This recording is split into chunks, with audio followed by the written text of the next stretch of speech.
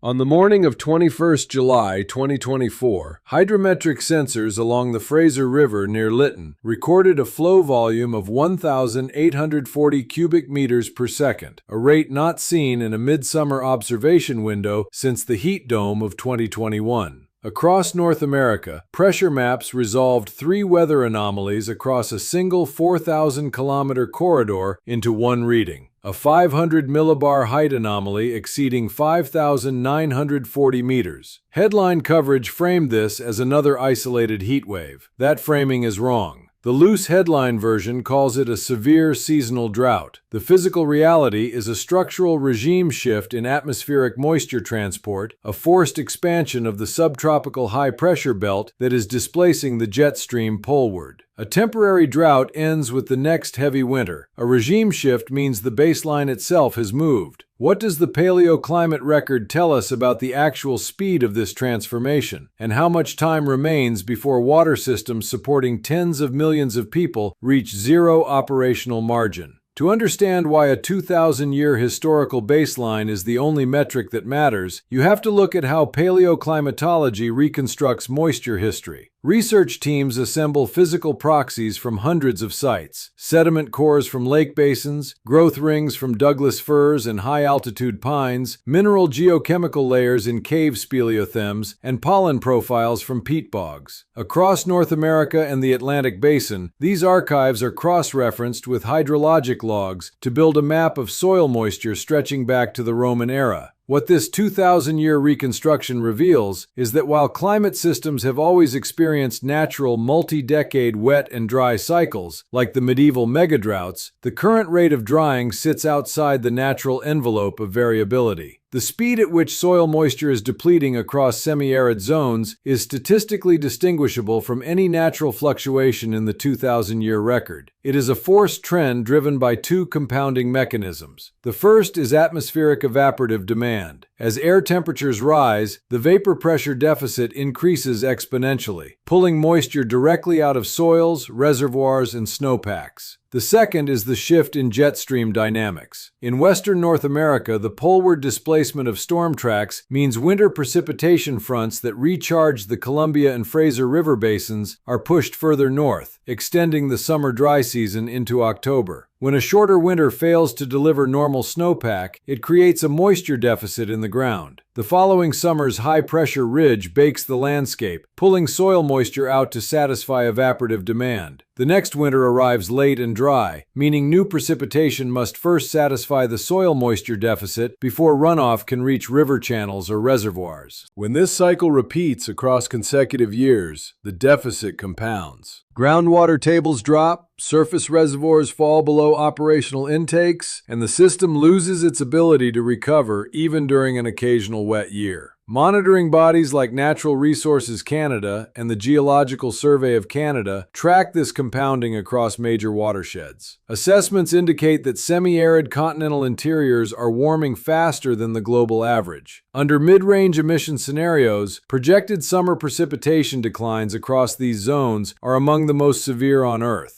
What climate models projected for the mid-21st century is actively occurring in observational data right now. This shift is rewriting the economic geography of major growing regions. Consider permanent crop production, orchards and vineyards that require stable multi-decade climate envelopes. Warmer winters reduce the winter chill hours required for fruit trees to break dormancy cleanly. Subsequent early spring heat spikes induce premature flowering, exposing blossoms to late frost events or destroying pollination windows. During summer, extreme heat stress forces plants into survival mode, shutting down stomata and preventing fruit development. For major annual crops like rain-fed wheat and barley across the Canadian prairies and U.S. high plains, the frequency of flash droughts, where high winds, heat, and low humidity strip soil moisture in days, has doubled the year-to-year volatility of harvest yields. When domestic production fluctuates, regional food security drops, farm debt spikes, and dependence on external supply chains increases. This agricultural strain connects directly to critical water infrastructure. Across western river networks, from the Bow River supplying Calgary to the transboundary Columbia system, surface water flows are shifting. Glacial retreat at sources like the Columbia Icefield and Athabasca Glacier means the natural summer meltwater buffer that sustained midsummer river levels is shrinking. When river flows drop below critical thresholds, municipal systems, industrial users, and agricultural irrigation networks are forced into direct competition. The groundwater picture is even more stark. Deep regional aquifers that accumulated over thousands of years are being pumped at rates that dwarf natural recharge. As surface water allocations are curtailed, agricultural operators drill deeper wells to compensate. This overdraft creates a hidden crisis. Once an aquifer is overpumped to the point of structural compaction, the pore space collapses permanently. The storage capacity is lost forever, removing the buffer human communities rely on during multi-year surface water shortages. A calcified white ring encircling the reservoir bed at Lake Diefenbaker marks a water elevation of 556.8 meters above sea level, a mark laid down in July 2011 that has not been reached by seasonal runoff in over a decade. 2,000 years ago, during the Roman climate optimum, agricultural empires expanded across North Africa and southern Europe because precipitation patterns were predictable, soil moisture was abundant, and natural recharge replenished surface aquifers. The fields of what are now Tunisia, Libya, and the broader Mediterranean basin generated massive agricultural surpluses under a climate envelope that historical writers treated as permanent. Sensational headlines present current water stress across these regions as isolated droughts. That framing misses the baseline. Paleoclimatologists using sediment cores, tree rings, and speleothems have reconstructed 2,000 years of continuous hydroclimate history across the Atlantic and Mediterranean systems to establish the true natural range of variability. The modern drying trajectory is a complete break from the multi-century baseline that built modern agricultural society. Between 1 CE and 1850 CE, the climate system experienced distinct natural fluctuations. The Roman climate optimum was characterized by warm, stable conditions supporting extensive olive groves and wheat fields across North Africa. Later, during the late antique Little Ice Age in the 6th and 7th centuries, temperatures cooled, shifting precipitation patterns across Europe and the Levant. The medieval climate anomaly brought localized drought stress to parts of the eastern Mediterranean, while the Little Ice Age from the 14th to 19th centuries introduced cooler, wetter conditions across northern and western Europe. Yet across all four historical epochs, the rate of moisture change remained bounded. When prolonged droughts occurred, they were driven by natural internal variability in oceanic and atmospheric circulation. Eventually, those natural oscillations swung back. Ocean temperatures shifted, jet stream positions realigned, and multi-year wet periods restored groundwater tables, refilled lakes, and replenished soil moisture reserves. Civilization survived because the underlying hydrologic regime was cyclical. The envelope of natural variability had upper and lower limits, but the long-term mean remained structurally stable. That stability shaped how modern infrastructure was designed. When engineers built major reservoir networks in the mid-20th century, whether along the South Saskatchewan River, the Columbia Basin, or across Europe, they calibrated dam heights, spillway capacities, and water allocation rights using instrumental data collected over the previous 50 to 100 years. They assumed that the climate of the late 19th and early 20th centuries represented a permanent baseline, designing urban supply systems and irrigation districts under the assumption that wet and dry years would continue to oscillate around a predictable average. The paleoclimate synthesis compiled by international research networks directly dismantles that design assumption. By analyzing physical proxy records from hundreds of independent sites, including lakebed sediment cores, subfossil wood chronologies, and mineral deposits in cave networks, scientists reconstructed regional drought dynamics across the full 2,000-year window. Those proxy records show that while regional droughts have occurred throughout history, the current speed of drying across semi-arid regions is statistically unprecedented in the entire two-millennium archive. The mechanism driving this break is a forced thermodynamic and dynamic shift in the global atmosphere. Historically, winter storms originating over the North Atlantic followed a predictable southern track during cold months, delivering rain and mountain snowpack that sustained river networks through the dry summer. Today, as greenhouse gas concentrations trap heat, the expansion of the tropical Hadley cell is pushing those storm tracks systematically toward the poles. At the same time, warmer air temperatures increase the evaporative demand of the atmosphere by roughly 7% for every 1 degree Celsius of warming. This creates a compounding deficit the historical baseline never experienced. In a natural historical drought, rainfall dropped, but evaporative demand remained stable, allowing soils to retain residual moisture. In the modern regime, even if rainfall matches historical averages in a given year, elevated atmospheric temperatures strip that moisture out of the ground through enhanced evapotranspiration before it can infiltrate deep aquifers or flow into storage reservoirs. Mapped against regional infrastructure, the scale of this shift becomes clear. Irrigation demand was calculated on the premise that surface water would supply 70 to 80% of crop needs, with groundwater acting as an occasional reserve during minor dry spells. Under the current trajectory, surface water availability is dropping continuously below historical design baselines, forcing operators to pull from deep fossil aquifers at rates that exceed natural recharge by orders of magnitude.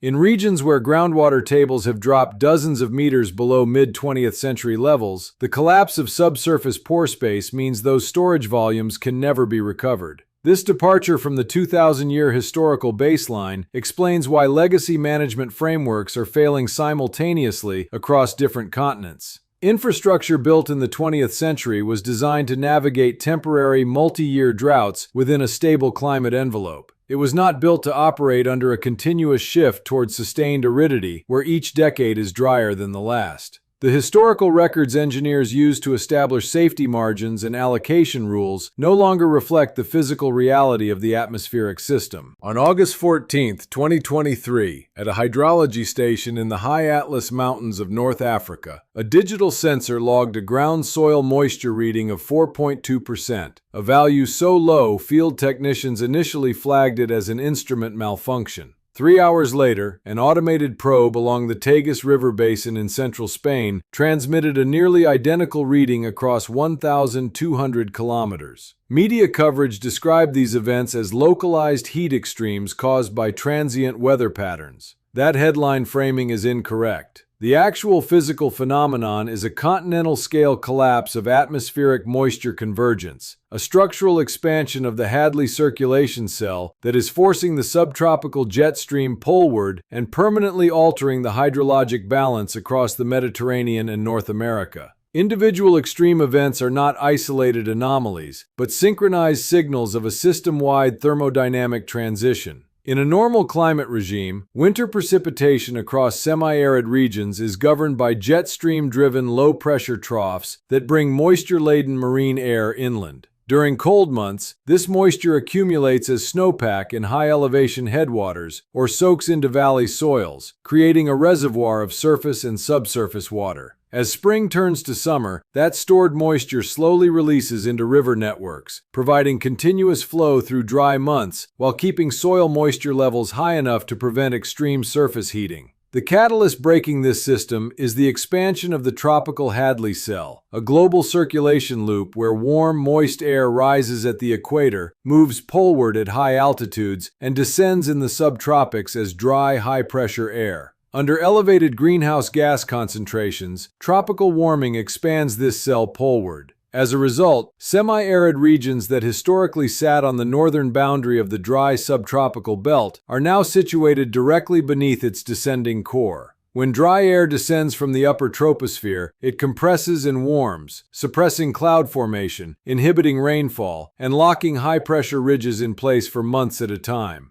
This atmospheric shift sets off a feedback loop known as soil moisture-temperature coupling. Step 1 begins in winter, when displaced storm tracks fail to deliver adequate precipitation to headwater basins. Without a robust snowpack or winter rain, initial spring soil moisture levels start at a deficit. Step 2 occurs as spring sun angles increase. Because the ground lacks moisture to evaporate, a process that normally consumes thermal energy through latent heat flux, incoming solar radiation goes directly into heating dry soil. This process, called sensible heat flux, rapidly elevates surface temperatures. Step 3 is the atmospheric response. Superheated surface soils generate a deep, hot boundary layer in the atmosphere that reinforces the high-pressure ridge above it. This thermal dome physically blocks incoming weather fronts, forcing rain-bearing low-pressure systems to detour around the perimeter. The atmosphere's vapor pressure deficit spikes exponentially as temperatures rise, acting like a massive thermal sponge that sucks every available drop of moisture out of vegetation, topsoil, and open reservoirs. This mechanism explains why legacy climate models failed to predict the speed of current drying trends. Traditional hydrological models treated precipitation as an independent variable, assuming that if rainfall dropped by 10%, surface runoff would drop by a proportional amount. But they overlooked the nonlinear amplification caused by temperature coupling. When a 10% drop in rainfall is accompanied by a 2°C rise in summer surface temperatures, atmospheric evaporative demand increases so aggressively that runoff can plunge by 30 to 40%. Soil moisture drops past the wilting point of native vegetation, leading to plant mortality, loss of root integrity, and soil degradation. International monitoring networks, using satellite radiometers like NASA's Soil Moisture Active-Passive instrument, alongside ground-based arrays maintained by Environment and Climate Change Canada and Natural Resources Canada, have mapped this exact nonlinear signature. The data confirms that surface drying is no longer confined to shallow topsoil. It is penetrating deep into root zone depths across thousands of square kilometers, cutting off natural recharge pathways that sustain regional aquifers and headwater streams. The statistical models built on 20th century hydrology can no longer forecast water availability because the atmospheric engine driving the moisture cycle has shifted into a different operational mode. On November 18, 2021, motorists driving Highway 1 through the Fraser Canyon looked down at the swollen Thompson River, completely unaware that within 48 hours, an atmospheric river delivering 3 months of rain in 36 hours would strip away entire sections of asphalt, severing every road and rail corridor connecting Vancouver to the rest of Canada. Sensationalist media coverage treated that event as a once-in-a-century anomaly. That headline framing is dangerous and inaccurate. The physical reality is that atmospheric rivers and the extreme drought conditions that precede them are twin manifestations of a destabilized jet stream, a system where hyper-intense precipitation events fall on soils baked so dry by multi-year droughts that they can no longer absorb water. Atmospheric drying directly triggers physical infrastructure failure long before municipal water taps run completely dry. Across North America and Western Europe, the compounding moisture deficit is breaking critical infrastructure networks built under 20th century assumptions. Consider municipal water supply systems. When reservoir water levels drop below the intake elevation, the physical height of the concrete pipe built into the face of a dam, the system loses dead storage.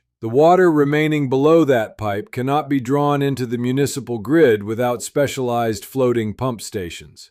In Western Canada, where major hydroelectric reservoirs managed by BC Hydro and Manitoba Hydro act as regional energy banks, low water levels hit power generation directly. When a reservoir's hydraulic head drops by 5 meters, the pressure driving the turbines decreases, cutting total megawatt output even if the same volume of water passes through. To make up the shortfall, grid operators are forced to buy expensive electricity from thermal power plants or import power across provincial borders, driving up utility rates for homeowners.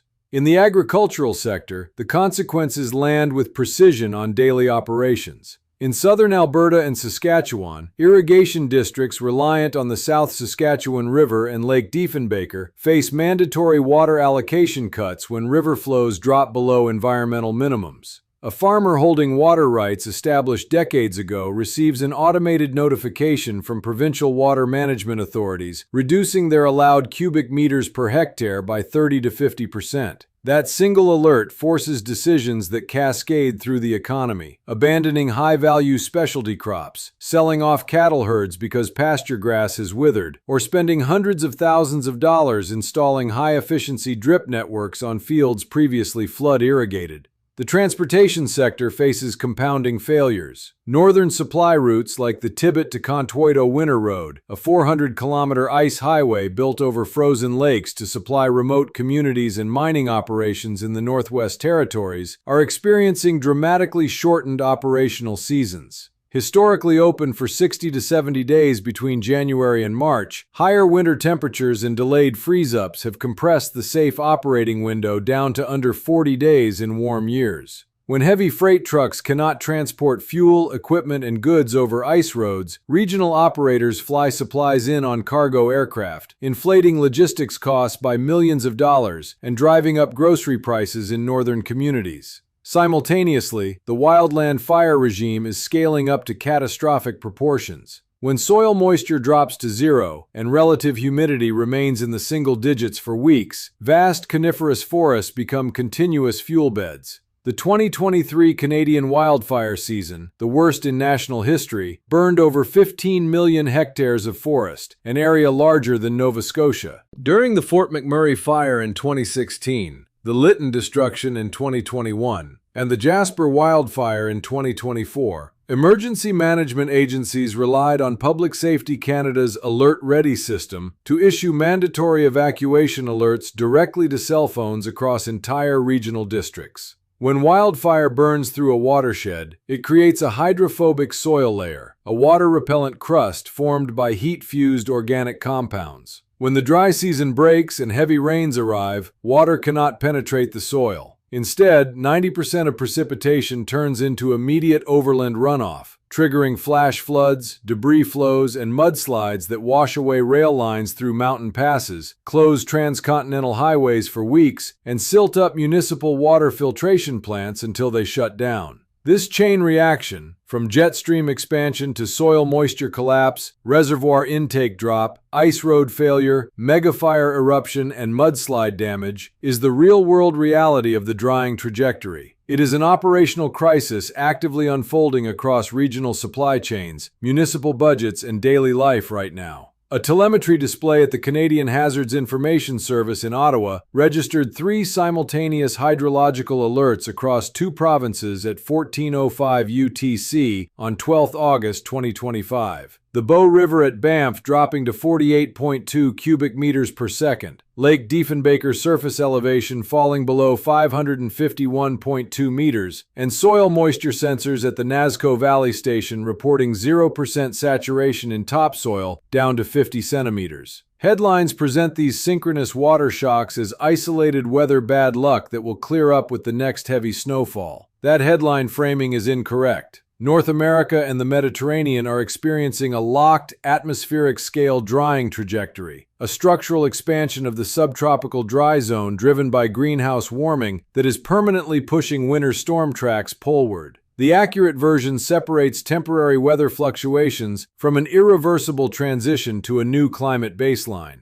What is firmly established by paleoclimatologists and atmospheric scientists is that the current rate of drying across these semi-arid belts sits outside the natural envelope of variability for the past 2,000 years. The paleoclimate record, built from lake sediment cores, tree ring chronologies, and speleothem chemistry, proves that modern evaporative demand and winter precipitation declines are forced trends rather than natural multi-decade cycles. The physical mechanism is clear. Elevated temperatures drive atmospheric vapor pressure deficits higher, stripping moisture from vegetation and soils, while the poleward shift of the subtropical jet stream cuts off winter recharge. What remains genuinely unresolved is the exact speed at which regional tipping points will be crossed. Scientists cannot yet predict the precise year when deep aquifer depletion in agricultural valleys, like the Okanagan or Central Valley, will trigger permanent land subsidence, or exactly when reservoir storage levels will drop below intake structures across major hydroelectric grids.